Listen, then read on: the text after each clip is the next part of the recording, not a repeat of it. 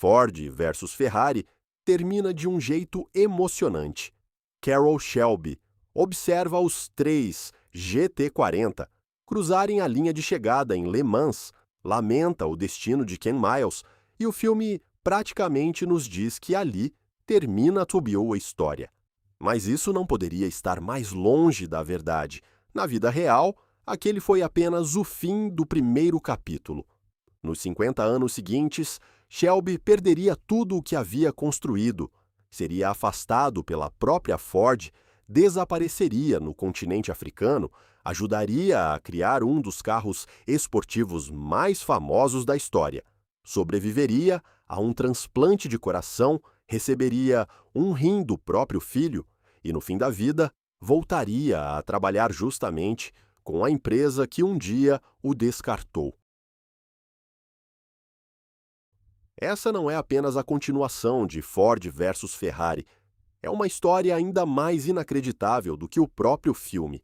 Depois da vitória histórica em Le Mans, Carroll Shelby parecia invencível.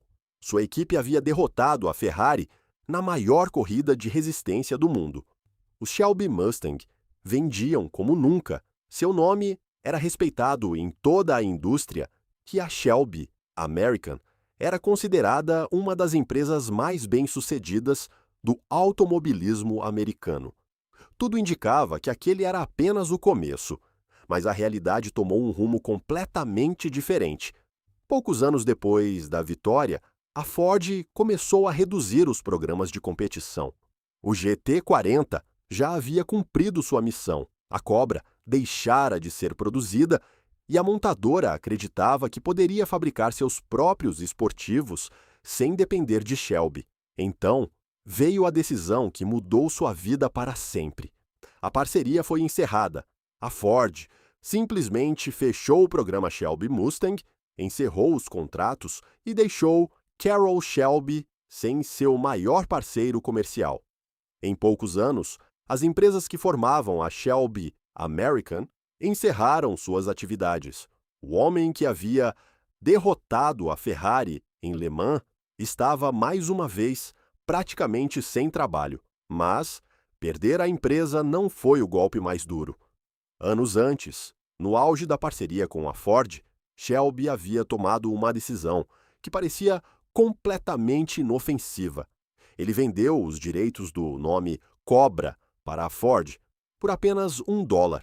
Na época, Henry Ford II teria garantido pessoalmente que aquilo era apenas uma formalidade e que Shelby poderia usar o nome sempre que quisesse. Ele acreditou.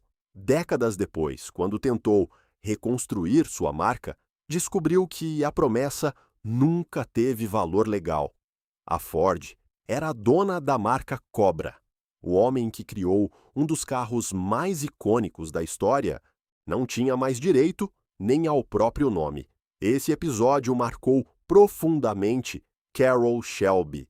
Mais do que perder dinheiro, ele percebeu que havia confiado em um aperto de mão que custaria décadas de disputas judiciais. Qualquer outra pessoa provavelmente tentaria reconstruir a empresa. Shelby fez algo muito mais inesperado. Ele simplesmente foi embora, literalmente. Enquanto a indústria automobilística americana enfrentava a crise do petróleo e via a era dos muscle cars chegar ao fim, Carroll Shelby decidiu abandonar tudo, mudou-se para a África. Durante boa parte da década de 1970, viveu entre países como Botsuana e Angola, administrando uma empresa de safaris e participando do comércio de diamantes. Imagine isso por um instante. O homem que, poucos anos antes, derrotara a Ferrari, agora passava os dias cruzando a savana africana, guiando expedições, caçando e vivendo a milhares de quilômetros de Detroit. Era como se tivesse apagado completamente a antiga vida. Mas Shelby nunca conseguiu ficar parado. Mesmo longe dos carros, sua mente continuava criando novos negócios. Apaixonado pela culinária texana, lançou uma mistura de temperos para chile que rapidamente fez sucesso nos Estados Unidos. O que parecia apenas um hobby acabou rendendo milhões de dólares anos depois. E a coincidência mais curiosa ainda estava por vir. Quando seu genro pediu ajuda financeira para abrir um pequeno restaurante especializado em Chile, Shelby resolveu investir. Aquele restaurante se chamava Chili's. Sim, uma das maiores redes de restaurantes do mundo nasceu, em parte, graças ao homem que derrotou a Ferrari em Le Mans. Não é exatamente o tipo de informação que você esperaria encontrar na biografia de um piloto. Mas, por mais improvável que pareça, essa nem de longe seria a reviravolta mais impressionante da vida de Carroll Shelby. Enquanto ele construía uma nova vida longe das pistas, uma ligação mudaria completamente seu destino. Do outro lado da linha estava um velho conhecido, Lee Iacocca, o mesmo executivo que anos antes havia apostado em Shelby dentro da Ford, e dessa vez ele tinha uma proposta que mudaria tudo novamente. Quando Lee Iacocca ligou para Carroll Shelby, o cenário era completamente diferente daquele dos anos 60. Iacocca já não trabalhava mais na Ford. Depois de ser demitido por Henry Ford II, ele assumiu o comando da Chrysler, uma empresa que estava à beira da falência. Sua missão era quase impossível: salvar a montadora. E para isso, ele sabia exatamente de quem precisava. A proposta era simples: transformar carros comuns em máquinas que despertassem emoção. Shelby aceitou. Mas havia um problema. A Chrysler já não produzia grandes V8 ou muscle cars. Seu catálogo era formado por pequenos hatchbacks de tração dianteira feitos para economizar combustível. Qualquer outro engenheiro teria visto aquilo como um obstáculo. Shelby enxergou uma oportunidade. Ele pegou carros discretos, instalou motores turbo, suspensões esportivas e deu a eles um comportamento que ninguém esperava. Assim nasceram modelos como o Dodge Shelby Charger e o lendário Dodge Omni GLH. A sigla significava Goes Like Hell, ou em tradução livre, anda pra caramba. Quando lançaram uma versão ainda mais potente, Shelby simplesmente brincou dizendo que o nome era Goes Like Hell S'more. Era exatamente o tipo de humor irreverente que o acompanhou durante toda a vida. Esses carros nunca foram os mais bonitos, nem os mais luxuosos, mas eram rápidos, muito rápidos, e mostravam que Shelby ainda tinha o mesmo talento para transformar projetos comuns em algo especial. Só que seu maior desafio ainda estava por vir. No fim da década de 1980, um executivo da Chrysler chamado Bob Lutz sonhava em construir um esportivo americano brutal, simples e sem concessões, algo que lembrasse o espírito da cobra. Quando Shelby ouviu a ideia, entrou no projeto imediatamente. Durante anos ele dizia que o conceito da cobra merecia renascer. Agora finalmente teria essa chance. O resultado foi o Dodge Viper. Com seu enorme motor, V10 e praticamente nenhum recurso eletrônico, o Viper era um carro intimidador, criado para entregar potência sem filtros. Na apresentação do conceito, em 1989, Carroll Shelby estava no palco, ao lado de Lee Iacocca. Parecia o início de mais um capítulo glorioso. Mas o destino tinha outros planos. Enquanto o Viper começava a ganhar forma, o coração de Shelby estava chegando ao limite. Desde criança, ele sofria com problemas cardíacos. Ainda na época em que era piloto, escondia comprimidos de nitroglicerina debaixo da língua para aliviar as dores durante corridas extremamente exigentes. Pouquíssimas pessoas sabiam disso. Ele venceu as 24 horas de Le Mans em 1959, carregando um coração que já apresentava sérios problemas. Décadas depois, os médicos deram a notícia que ele temia. Seu coração não aguentaria muito mais tempo. Em 7 de junho de 1990, Carroll Shelby recebeu o coração de um homem. de apenas 34 anos, que havia morrido após um aneurisma. Na época, ele se tornou um dos pacientes mais velhos dos Estados Unidos a passar por um transplante cardíaco. Qualquer um imaginaria que, depois de uma cirurgia dessas, Shelby finalmente desaceleraria. Aconteceu exatamente o contrário. Menos de um ano depois, ele já estava dirigindo o Dodge Viper como carro madrinha das 500 milhas de Indianápolis. Era difícil acreditar. Um homem com um coração transplantado voltando às pistas, poucos meses após uma cirurgia tão delicada.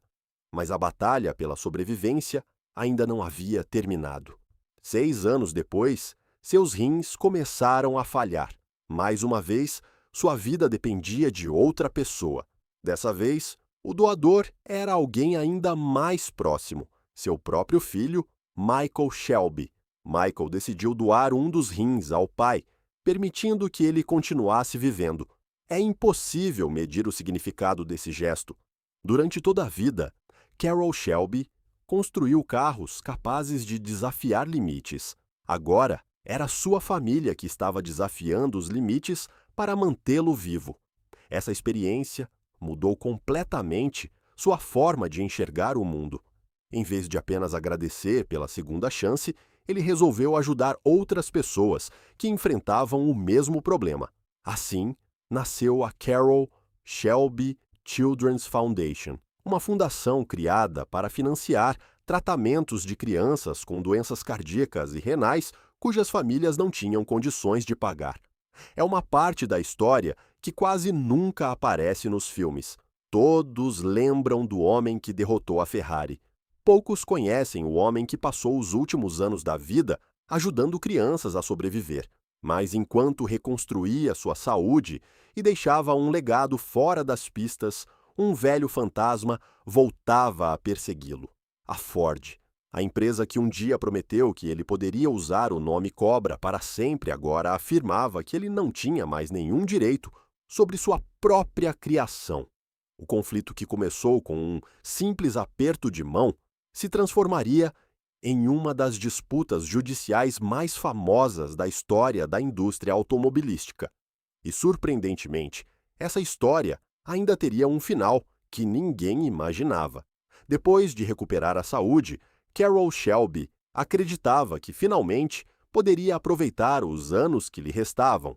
Mas havia um problema que continuava sem solução: o nome Cobra. O carro que ele mesmo criou agora pertencia oficialmente à Ford. Quando Shelby decidiu voltar a fabricar versões da Cobra e licenciar novamente sua marca, descobriu que a empresa não reconhecia o antigo acordo verbal feito décadas antes. Para a Ford, os documentos eram claros. Shelby havia vendido os direitos da marca por apenas $1. Para Shelby, aquilo era uma traição. Henry Ford, segundo havia prometido pessoalmente, que ele poderia usar o nome quando quisesse. O problema é que promessas não têm valor quando o contrato diz outra coisa. A disputa se arrastou por anos. Em alguns momentos, Shelby processava a Ford. Em outros, os dois estavam do mesmo lado, combatendo fabricantes de réplicas da Cobra. Era uma situação curiosa. Os antigos rivais passavam anos brigando nos tribunais, apenas para depois se tornarem aliados novamente. No fim, chegaram a um acordo. A Ford continuou dona da marca Cobra, mas concedeu a Shelby o direito de utilizá-la nos modelos clássicos da década de 1960. Não era exatamente a vitória que ele desejava, mas, depois de tantos anos, era suficiente para seguir em frente. E foi exatamente isso que aconteceu. Em 2003, algo que parecia o impossível aconteceu. Carroll Shelby voltou a trabalhar com a Ford. A empresa que um dia havia encerrado sua carreira, agora o convidava para desenvolver uma nova geração de Shelby Mustang. Muita gente esperava que ele recusasse, mas Shelby surpreendeu mais uma vez. Ele deixou o passado para trás. Para ele, construir carros sempre foi mais importante do que alimentar ressentimentos. Foi dessa nova parceria que nasceram modelos como o Shelby GT500 moderno, um Mustang com mais de 500 cavalos que devolveu o nome Shelby ao topo da indústria. E o mais impressionante, Shelby fazia questão de testar pessoalmente esses carros. Já passava dos 80 anos, tinha quase um coração transplantado, vivia com um rim doado pelo próprio filho. Mesmo assim, ainda acelerava protótipos capazes de ultrapassar os 320 km por hora. Pouquíssimas pessoas viveram uma segunda chance de forma tão intensa, mas havia algo que nem o sucesso, nem os novos projetos, nem a reconciliação com a Ford conseguiram apagar: Ken Miles. Quase meio século depois de Le Mans, Shelby ainda carregava o peso daquela corrida. Durante uma entrevista, ele fez uma confissão surpreendente. Disse que quem tirou a vitória de Ken Miles não foi a Ford, foi ele.